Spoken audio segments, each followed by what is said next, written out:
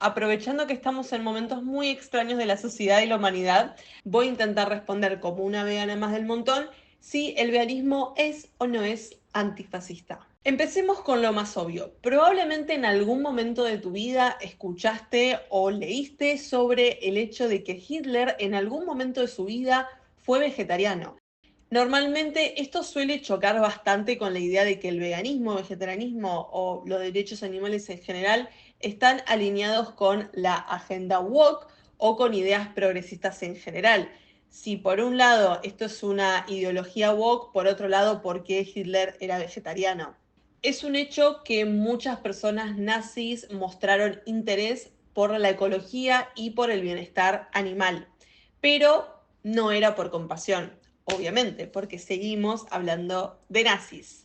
La propaganda nazi usaba mucho ideas sobre la ecología para promocionar una buena imagen. De hecho, también había revistas con propagandas hablando de que Hitler era vegetariano y que esto tenía algo que ver con la idea de compasión. En un libro de sus memorias utilizó descripciones horripilantes del sufrimiento animal. Me recuerda algo muy particular del activismo vegano, pero vamos a evitarlo. La verdad es que muchos activistas veganos se basan exclusivamente en esta particular acción que a veces puede parecer muy morboso después de tanto tiempo.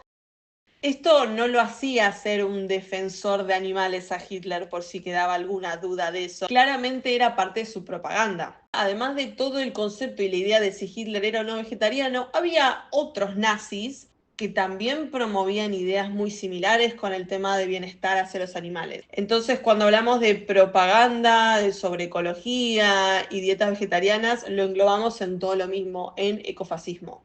Aunque estoy hablando de algo que pasó hace muchos años, no son ideas que hayan totalmente caducado, lamentablemente. Usaron narrativas ecológicas para promover agendas con narrativas nacionalistas, combinando idea de supremacía blanca con preocupaciones ambientales y en algunos casos preocupaciones por otros animales. Promulgaron las primeras leyes por otros animales. A partir de estas leyes no es que los nazis dejaron de usar y explotar animales, de hecho, todo lo contrario.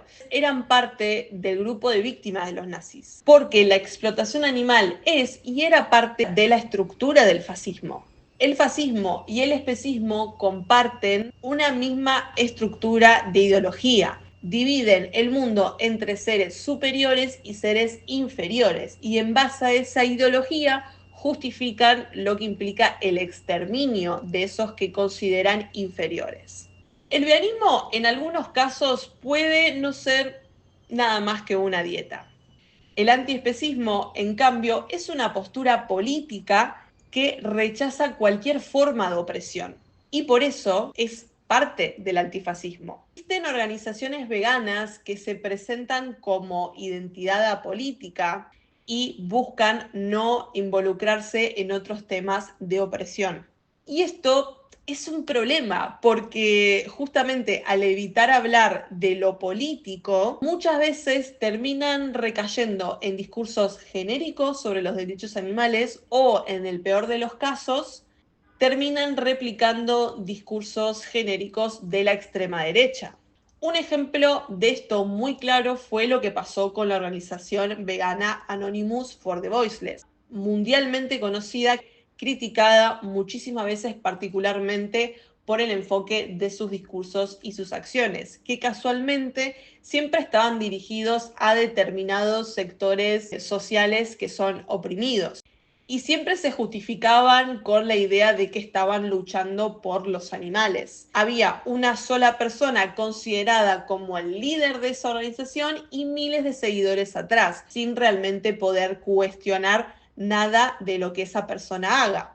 Aunque en 2020 perdió gran parte de su financiamiento y ya no tiene la misma estructura que mantenía hace muchos años atrás, muchas de sus narrativas se instalaron como genéricas dentro del activismo por los animales. Copiaron las mismas lógicas de sus estrategias de comunicación.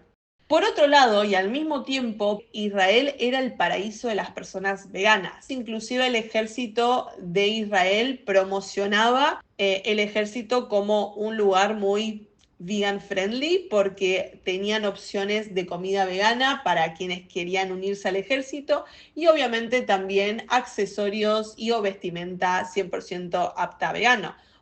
No sé, era raro.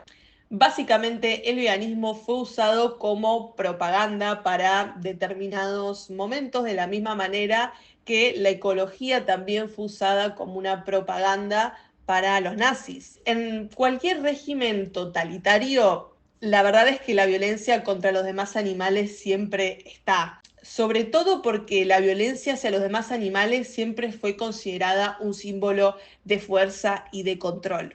El problema de la explotación animal no está solamente en lo que una persona individualmente decide consumir, sino también en cómo funciona el sistema. Hoy por hoy, el capitalismo logró incluir el veganismo como una opción de consumo más.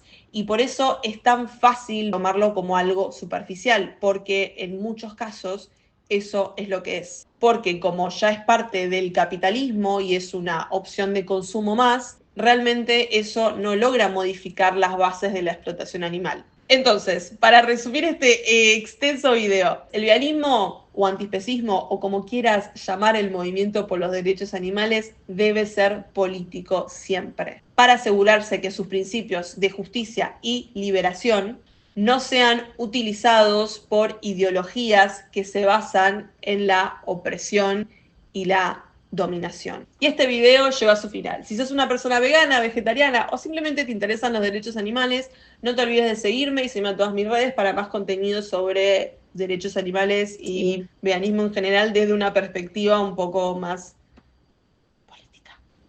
¡Chao! Adiós. Qué linda. Me gustó.